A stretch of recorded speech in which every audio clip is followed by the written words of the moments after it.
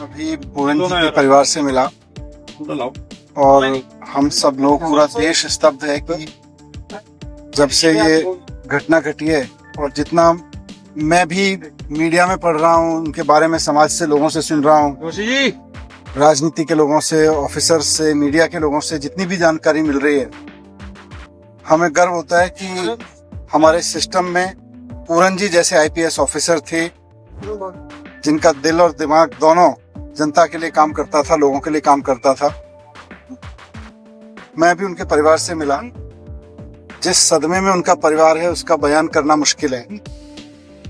एक officer wife, पढ़ी लिखी बच्चियां, पूरी पढ़ी लिखी फैमिली, और उन्होंने अपने बीच से अपने एक होनहार व्यक्ति को इस तरह से खो दिया है।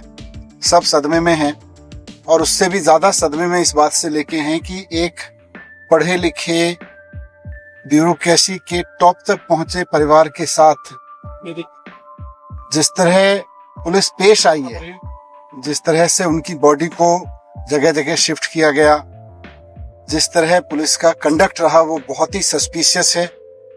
कुछ छिपाने की कोशिश की जा रही है, कुछ दबाने की कोशिश की जा रही है। परिवार अभी भी पूरी उम्मीद लगा के बैठा है कि सरकार उन्हें न्याय देगी और उनको भरोसा भी है कि सिस्टम उनके साथ न्याय करेगा। लेकिन मैं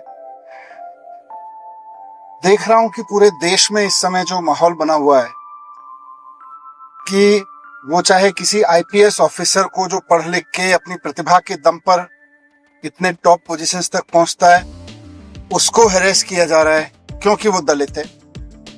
उसके दलित होने के कारण कोई व्यक्ति चीफ जस्टिस जैसे सम्मानित पद पे, देश के सर्वोच्च सम्मानित पद पे पहुंच जाता है, उनको हैरेस किया जा रहा है, उनको प्रताड़ित किया जा रहा है।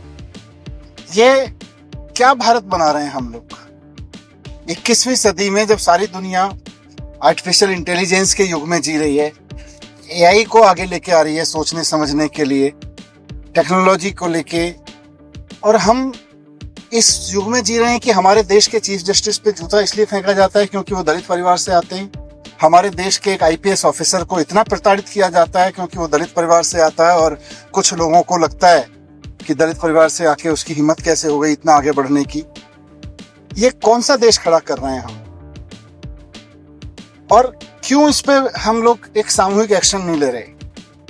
कल पंजाब सरकार ने 2 दिन पहले जब चीफ जस्टिस साहब के खिलाफ उस तरह का एक्शन लिया गया वहां पे, तो उस पर तुरंत संज्ञान लेते हुए पंजाब सरकार के पास शिकायतें आई तो तुरंत कार्रवाई की। ऐसे हम पूरे देश में क्यों नहीं कर रहे हैं? खाली राजनीति करने से काम नहीं चलेगा, एक्शन लेना पड़ेगा। पढ़े लिखे लोगों को एक्शन लेना पड़ेगा, पावर में बैठे लोगों को एक्शन लेना पड़ेगा। आज ये परिवार उम्मीद लगा के बैठा हुआ है पावर में बैठे हुए लोगों से, राजनीति में बैठे हुए लोगों से, पढ़े लिखे लोगों से, देश के लोगों से। इनको अगर हम न्याय देना चाहते हैं, अगर हम ये चाहते हैं कि आगे से कोई व्यक्ति अगर जुडिशरी या ब्यूरोक्रेसी की टॉप पोजीशनिंग पे पहुंचे, तो फिर ये राजनीति, जात पात की राजनीति और ये मानसिकता जो कुछ लोग लेके चल रहे हैं, ये पीछे करनी पड़ेगी, इसको हराना पड़ेगा हमें। दुख की इस घड़ी में हम इस पूरे परिवार के साथ हैं, हर उस परिवार के साथ हैं जो कहीं भी पहुंचता है तो उसको दलित होने के नाते प्रताड़ित किया जाता है।